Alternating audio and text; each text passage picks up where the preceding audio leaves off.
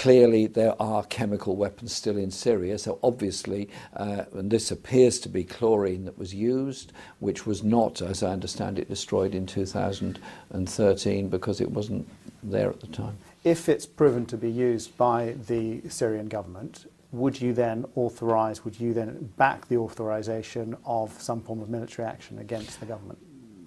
I think you have to be sure of where you are first. You then have to ensure there's a process for the removal of those weapons, and using all the 12 countries that are now involved in the war in Syria, using all of them to put that pressure on the Syrian government to make a ceasefire and remove those weapons. The danger at the moment is if we go in with targeted or massive bombardment, further civilians will die, further chaos will be caused, and the war will escalate still further. This is a time, surely, when we have to use all the authority we have to prevent a continuation and escalation of the war. Are there circumstances in which you would back military action in Syria?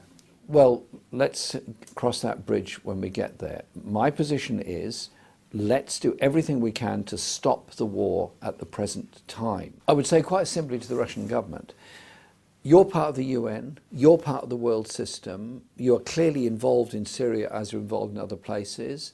This is a time for you and the US to work in the interests of peace in the world. Stop blocking each other's motions, have those talks and those negotiations, and I hope there are back-channel negotiations going on at the moment so we can get the investigation and get a cessation of this terrible conflict. In whose interest is it served to continue this war?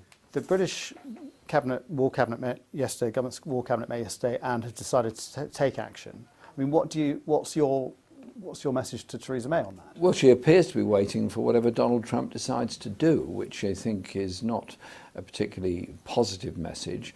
I would have hoped she would have instead listened to what the UN Secretary General has said and the Swedish government has said. We have, after all, have excellent relations with Sweden, and gone back to the UN on that. Maybe a British-sponsored resolution on this would be a helpful way forward.